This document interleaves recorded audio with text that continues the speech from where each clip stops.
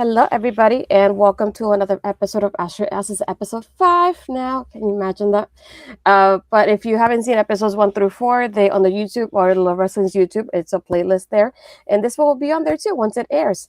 And for today, my guest is Gigi Rey. Hey, welcome, Gigi. Hello, what's up? Yeah, how are you doing today? I'm doing very good. How are you? Good. I'm glad to be here. I've been wanting to interview you for a little bit now, and then I was so excited because my good friend Parrish is the one that made this happen, so I had to be grateful to him.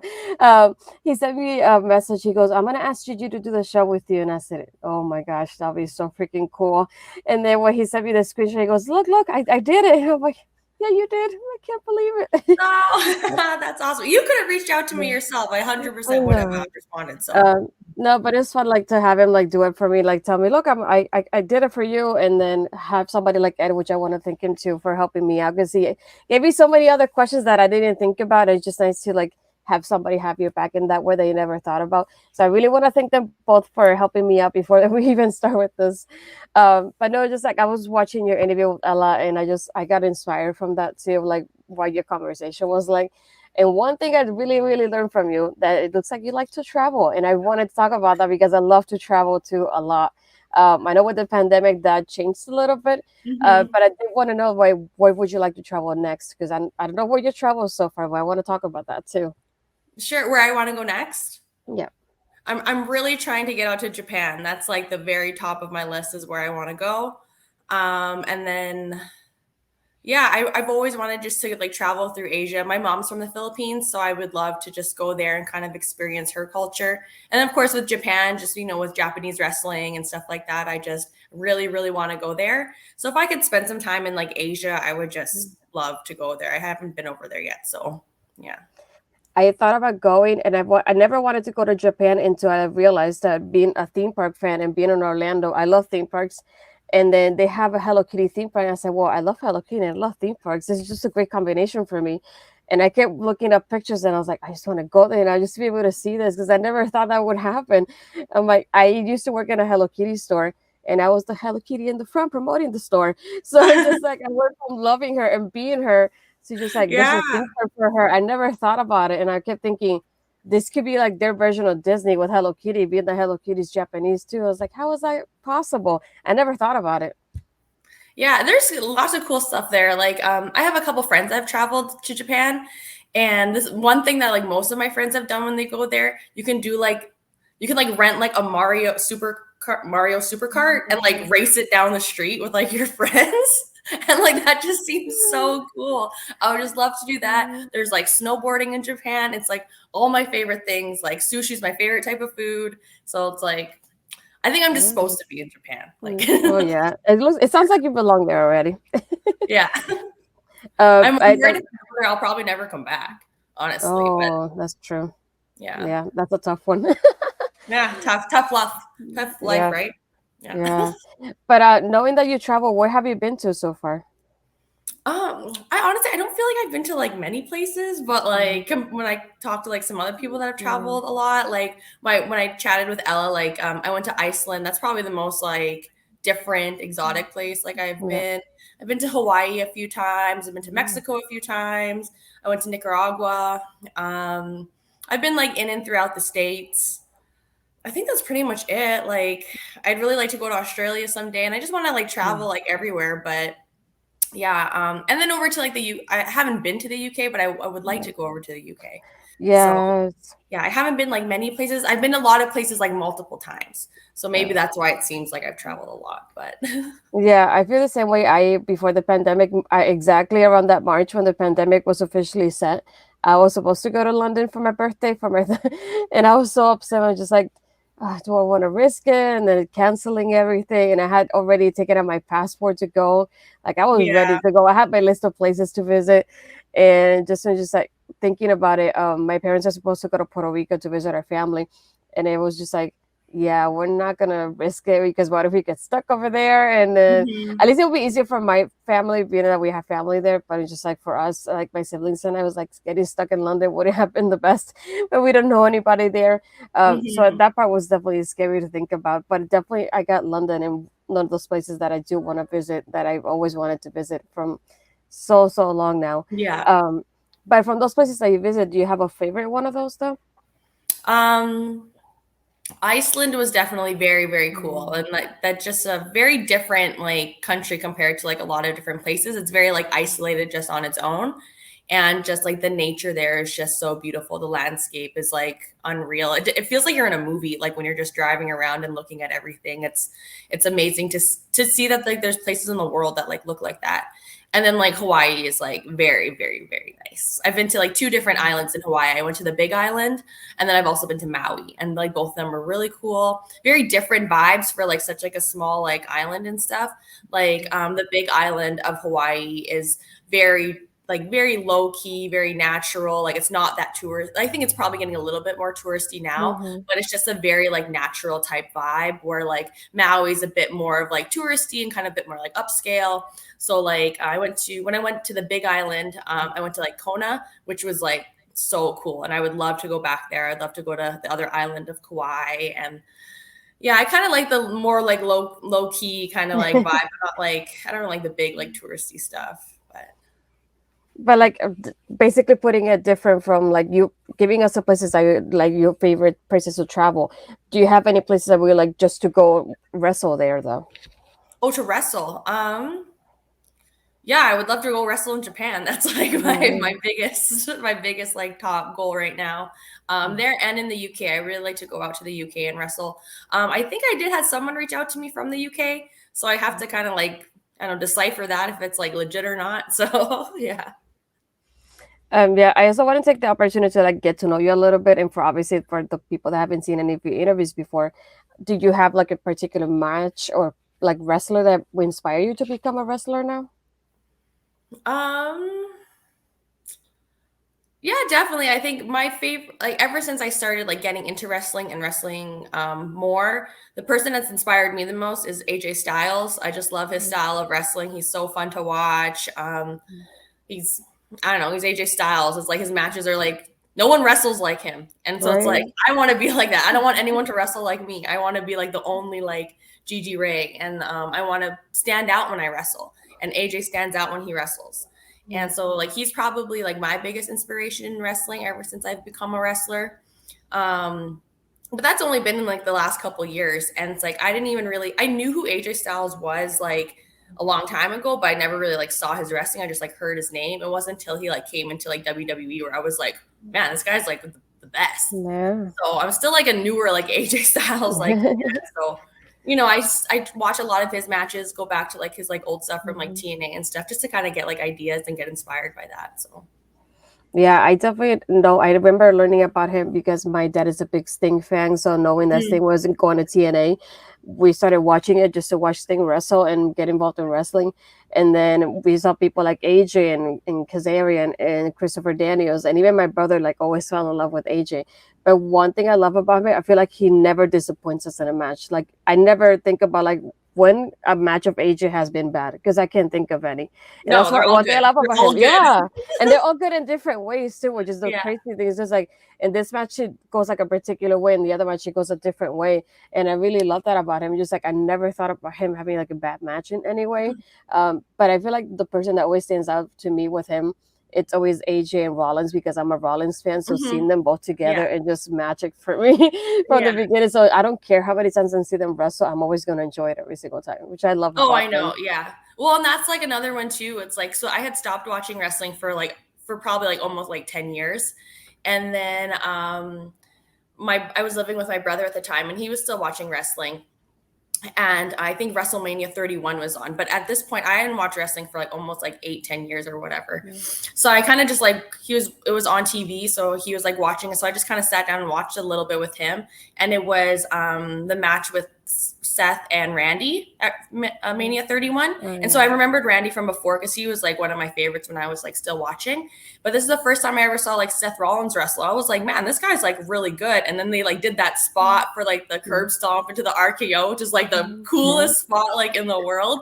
And then I was like, okay, I think. And then at the end of the show, he like wins the title. I was like, yo, this guy's like pretty good. So he was like a big factor for me to like even get back into watching wrestling because I wanted to see what he was going to do because I was like, obviously it's like the company believes in this guy and he's really good. It's like I haven't watched wrestling in almost 10 years and I'm drawn back into this now just from watching this one guy. So like, yeah, AJ and like Seth are like next level like Yeah. performers, I think. Definitely, I agree.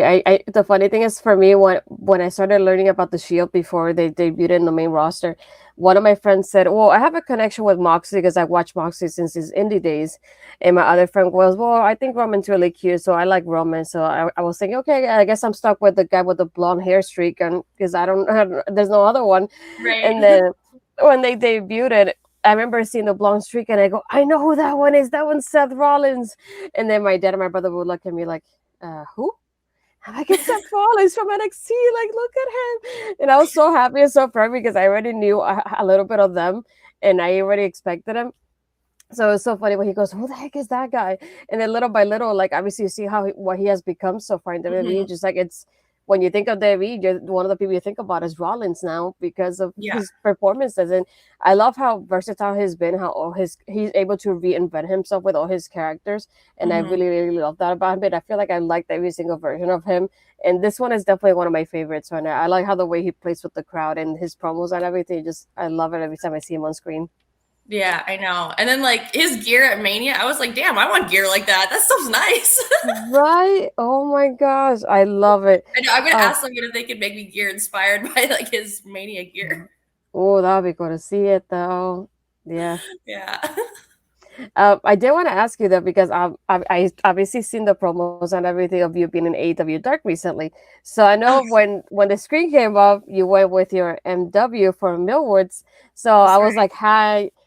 How important is that to you as your on-screen character to portray that in there too? Not only obviously it's part of your personal life, but putting that in your character, how important was that to you?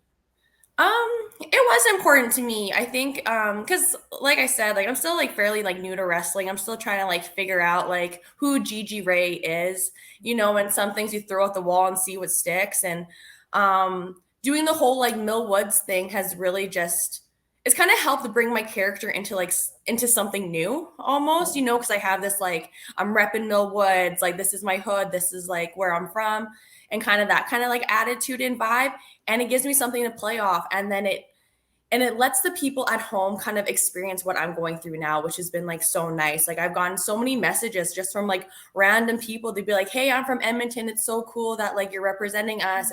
I'm from Mill Woods. I grew up on this street." Like, and it's just kind of nice that it's like, especially being like from Canada, where it's like we're this big, beautiful country with like a decent population, but we just don't really have a lot of like exposure on things. Mhm. And a lot of us don't like get out and get to do stuff because we just don't have the same type of like production and TV stuff that like the States offers.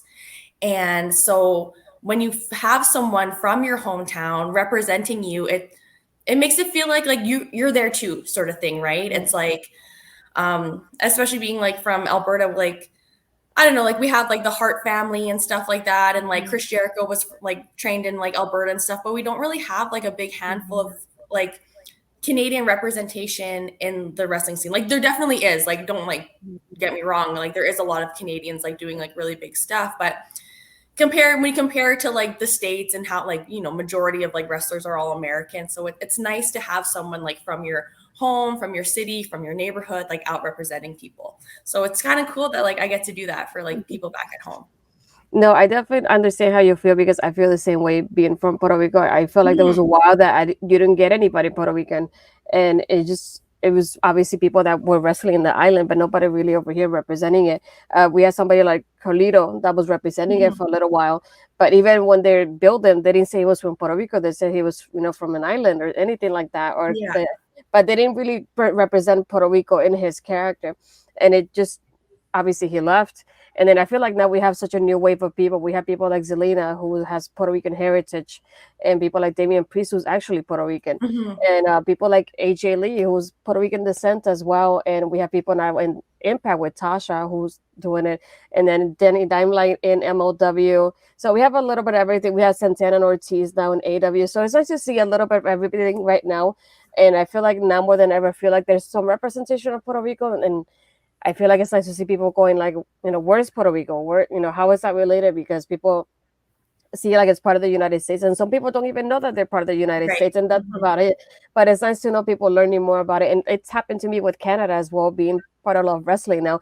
I feel like I'm learning more about Canada and the talent too, which I love. It's such a great balance for me to learn little things like that because I feel just like, oh, it's Canada, and that's it. That's all I knew about it. And it's just Yeah. nice to learn little by little because I don't know any other cities. I didn't know anything. So it's nice to learn about little things like that. I didn't know about Bill. It wasn't until like I learned about you. So it's nice to see stuff like that. Yeah, and that's just it, right? It's just about like branching out and like showing who you are, where you come from to like more people. And I think something that I really kind of want to try to tap into is that like I'm half Filipino. Like my mom is from the Philippines. She moved here when she was like 26, 27 years old. And so like that is part of my heritage is being like Filipino and like so I do want to like represent that as well.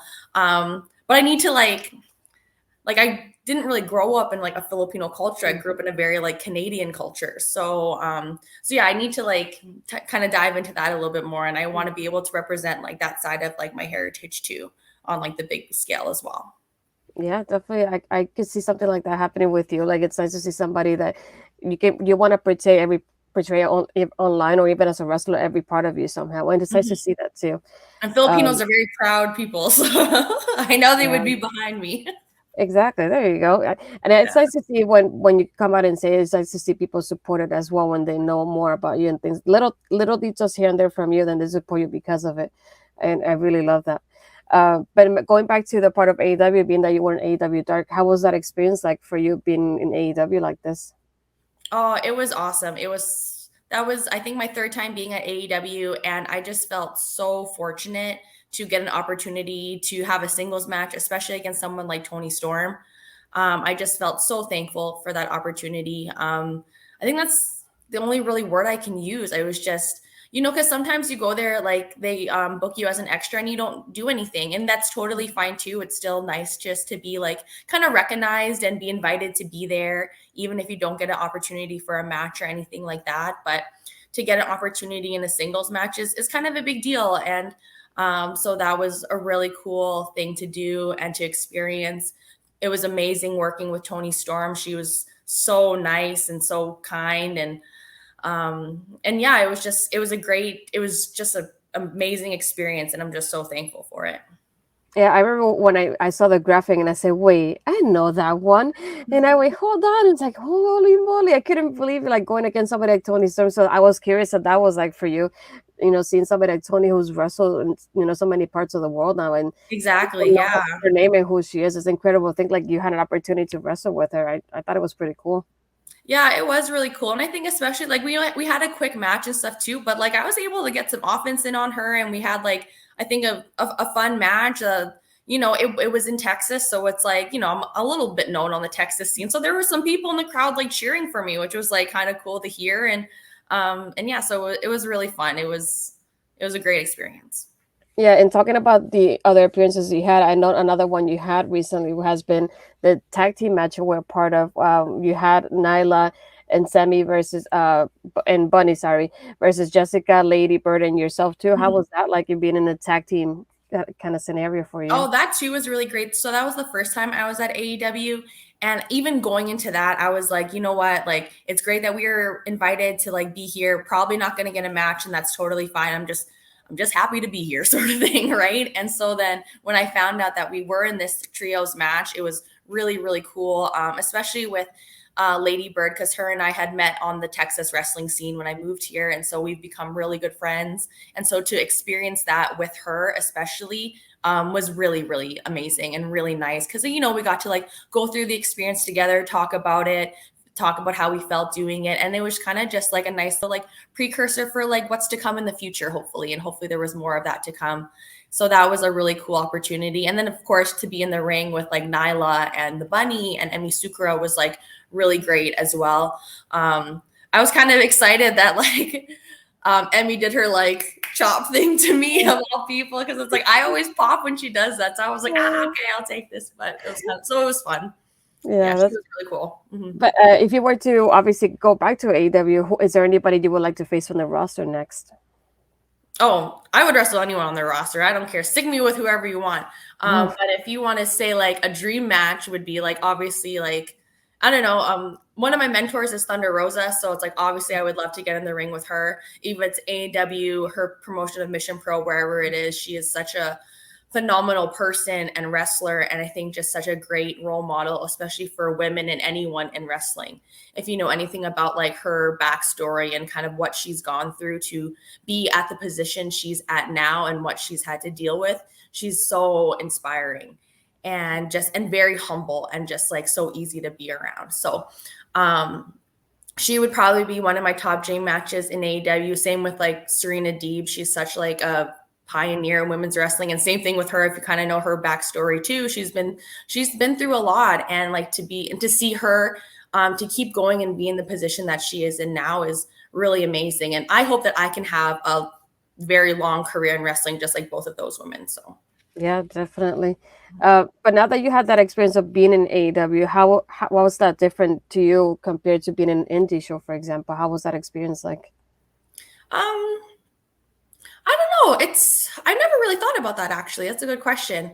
I think the difference is being on like an indie show versus like AEW. Obviously, it's like when you're at AEW, you're still there as a guest, really. Like you're booked as an extra talent. You're still an independent wrestler. So I mean, you go there and you be professional and, don't overstep your boundaries. You know what I mean? It's like they're so great at AEW because they do encourage you to like kind of mingle and network and like introduce yourself to some of the signed talent and to the agents and stuff like that.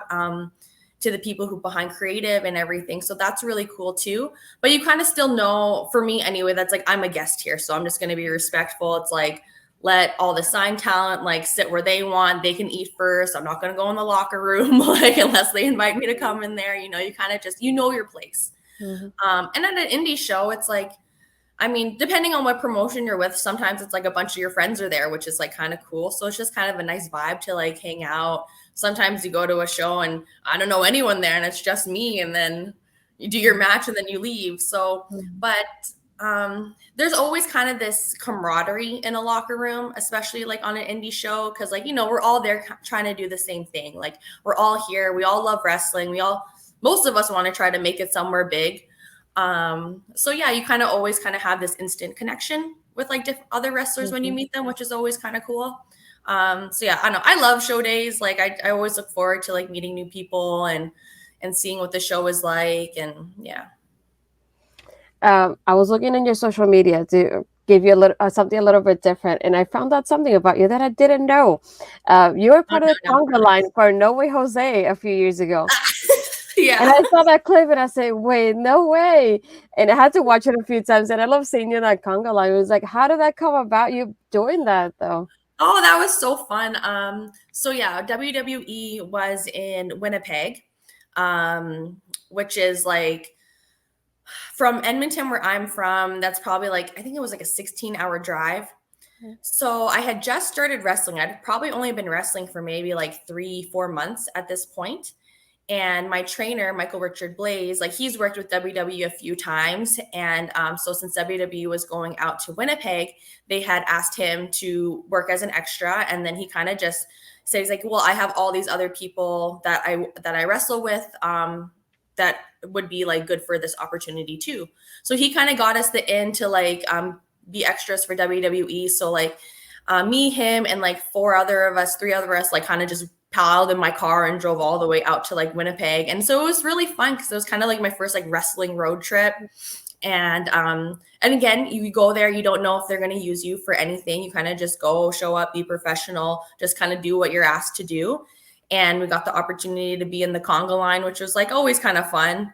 So, you kind of just go out there and try to like, have as much energy as you can, because I mean, like, if you're just kind of like, they're not going to put you on camera. So, I mean, I was just trying to like be as energetic as I could. And yeah, and I don't know, it was cool that like I had a decent amount of like screen time going across on the Conga line, which was kind of fun, but yeah. Yeah, I kept rewatching the clip, but it also made me think about, like you said, having somebody like MRB. What was your experience like, training with him and learning with him all this time? Oh, the best. Like he is like top of the line. Like if you want to become a wrestler, go train with him because he'll teach you everything you want to know. And there's never really been a time where I've been like, hey, I've asked him a question about wrestling or a move or like a psychology thing that he didn't know the answer to. Like he just knows everything.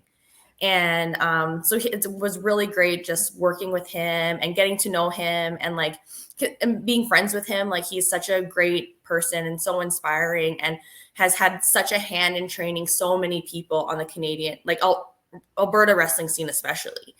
Pretty much anyone who's wrestled in Alberta has come across his path and has learned from him. So he's really, really great. And like more people need to like see what he's doing.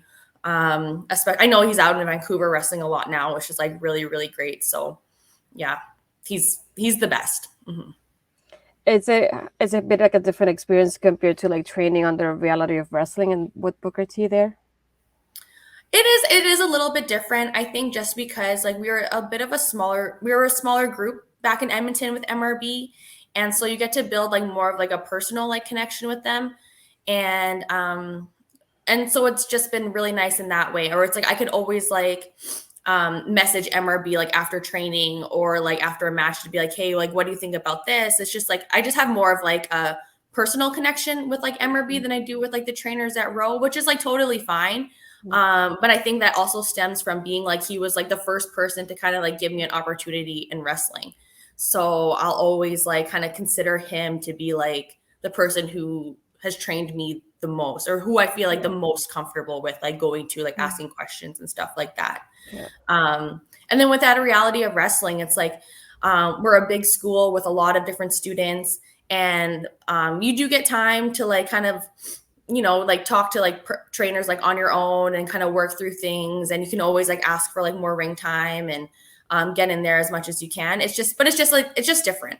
And a lot of wrestling schools are just like that. And I think with MRB, I just have more of like a personal like connection with him. It's like, not only is he like my wrestling trainer, but like he's my friend. And so that's an important connection and relationship to have. So yeah. It made me think about also because I got to ask Ava and Zoe this question, so I wanted to ask your point of view too, and hopefully I get Taryn's point of view and sometime soon. But I remember watching. You have to talk to Taryn. She's like one no, of my favorites. yeah, she's on my list. Hopefully I'll get her soon though. But just like going back a few months ago, you guys were working the Saddle Dome, all four of you guys together in that 4-way match that you had, and I love seeing the picture of you guys. Not only the picture of you guys all four hugging, but the picture you guys have with MRB, and I love seeing it on social media when you all posted it. So what was that like for you, having that 4-way, being that you guys basically all got trained together in that way and came up at the same time, let's say, with MRB? It was the best. And like when I watched back that interview with Ella with us talking about it, like you can kind of hear how emotional I am about that. And that was before I had my match with like Tony Storm, and right, I'm pretty sure it was. And that is still like my favorite thing that I've done in wrestling. Like nothing is going to top that moment that we had, the four of us. It was just such like, I don't know, it's hard to describe because like I think that time last year like was still like COVID times and stuff, and like I didn't even know if I was going to keep wrestling at that point. Like I was really kind of like on the fence if this was something I still wanted to pursue, because like gyms weren't really open. I wasn't really training. Like COVID was still like at like its peak, and I didn't really know what was like going to be in the future for me. So I did consider like just like, stopping wrestling, just working my job, like, and kind of just like settling down, I guess. And a few months later, when like things started to finally like open up again, I'm like, no, like I still really do want to wrestle. Like this is my dream. This is my passion. I don't want to stop it. And that was kind of something that a lot of people had said to me, that it's like a lot of people don't pursue their dreams. And I was kind of at that cusp where I was like, I'm almost not going to pursue my dreams anymore. So I was like, no, I still want to do this. And so then to fast forward a year later to like have that moment with those four girls who I just love so dearly, and to be on that stage with the four of them in that kind of match was such a special, special moment. And like, I can't really put enough words to like how important that moment was to me and how emotional it was. Like I remember like after the match, I'm like crying. I'm just like a mess, because I was just like, it was beautiful. And it's like, it kind of reminded me like of, I think when Cody Rhodes like wrestled at WrestleMania, he tweeted that like wrestling is a love story. And that tweet applies perfectly to that moment, because that was like a love story of like someone who like loved wrestling, almost lost it, came back to it, and then got to share it with like her best friends. Like, so to me, like that's what people don't understand, like that quote when he said like wrestling is a love story, that is like part of that. So like that was like really cool. It's like, but how did you feel though with that pin though? Because I watched the match and that pin, I was like, no, how did that happen? Come on, the referee is blind. I thought I had it, but I don't know. Zoe, it's like, you know, Zoe, you've seen Zoe. She's so crafty. She's such a good wrestler. She's phenomenal. So it's like she pulled out the win, and yeah. But no, I'm mad with the referee too. I like Zoe, but I'm mad with the ref too. oh, I gave the ref an earful. Trust me, I did. I blasted him on social media after. Like, there's no mercy for Ben. Yeah, I noticed the clip afterwards. Well, the clip exactly what had happened when you pinned her and you went after her. I was like, yes, go. I love to see this. Keep going. Well, I was encouraging. My shoulder was up. Like, what the heck? Right? Do your job better, Ben. Whatever. Definitely. I love Ben, but come on, bro. I also they want to ask, because we talked about the travel part earlier. Because you moved to Texas recently. How long ago was that you moved? It's almost been a year now. I moved here in July of 2021. So how was that, like that transition moving from Canada to Texas though? It wasn't that bad, to be honest. Like, other than like the heat, like the Houston humid heat is like something else you'll never experience. It gets really, really hot here in the summertime. So that was like, I don't know, the biggest like thing, I guess. But I don't know. I'm pretty like, I've always been very like adaptable to like my surroundings. So, you know, I kind of just like go with the flow. And I mean, there was definitely times where it was like hard being away from home and being away from your friends and your family. It's nice now that we have like FaceTime and like Zoom and everything like that. So you can kind of have that like, you know, face-to-face interaction with people, because when you move somewhere and you don't know anyone, because I didn't know a single person when I moved here to Houston. Like, I knew who Booker T was. That was about it. And that was all. And so then, you know, it's taken a while to kind of like feel comfortable here. And like, even like a couple of months ago, I was like, I don't know if like I want to stay in Houston. I want to go somewhere else. It's honestly just starting now to kind of feel like, you know what, like I'm getting used to this place. I'm getting used to the traffic. So I'm like more open to like staying here probably a bit longer. But if you would have asked me a couple months ago, I was like, where else can I move to? Yeah, when I went to Houston, I feel like I went, but I feel like I didn't go at the same time, because I went to visit my godparents, and I don't know why we were just in their house. We didn't really go anywhere, and I felt like I feel like I'm just home, but I didn't get to see anything of Houston, so I definitely want to go back to see if I can experience something. I do know that I have on my list, like in generally in Texas, to see it's the like Selena statue, because I know it's somewhere in Texas. I forgot what city it's in, but I do want to see that statue, because I love Selena's music before she passed away, and I keep still singing it to this day. And that's one thing in my bucket list that I have for Texas to do though in general. Oh yeah, I don't know where that is either. I'm gonna look it up and I'm gonna find out, and then maybe we can go find it together, because like, yeah, Selena was dope. Yeah, I believe if you rub her butt, you get good luck. So if you don't see it, okay, but rubbing to do then, I guess. But yeah, it's like little things like that from like certain places that you kind of want to see. Because I've been to California too. I went to like Venice Beach and to the boardwalk and things like that. So it's like little things that you want to do in certain places, and that's my one in Texas that I want to do. And I thought I'd be able to do it when I got there, but I didn't. So I definitely need a Texas redo. That's what I feel like I just have a hunch that the Selena statue is not in Houston. No, I don't think back of the city, but I know it's not Houston for sure. I forgot what cities in there. Well, the thing with Houston, like it's so big and everything is so spread out in Houston. So yeah, that's what makes it hard about like coming to Houston, because like everything is so far away from each other, and like the traffic is like insane here. So like that's always like the traffic changes you. That's what I tell people, that it's like there was one time I was supposed to go to training, but like from where I live in Houston to like where Reality of Wrestling is about like a 45-minute drive without traffic. So during like rush hour when training is, it's like almost an hour, over an hour.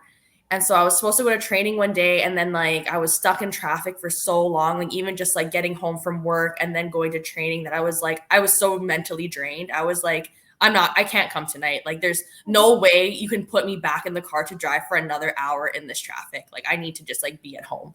Like, it changes you. Like, it legit does. Yeah, I feel like it tests your patience more than anything. And I'm the kind of person that I like to be like busy somehow, and being in traffic doesn't help Yeah. me. So I try to find, if I'm in traffic, I find like an audiobook or at least a Yeah. podcast to listen to, because if not, I'll feel like just get me out of here somehow.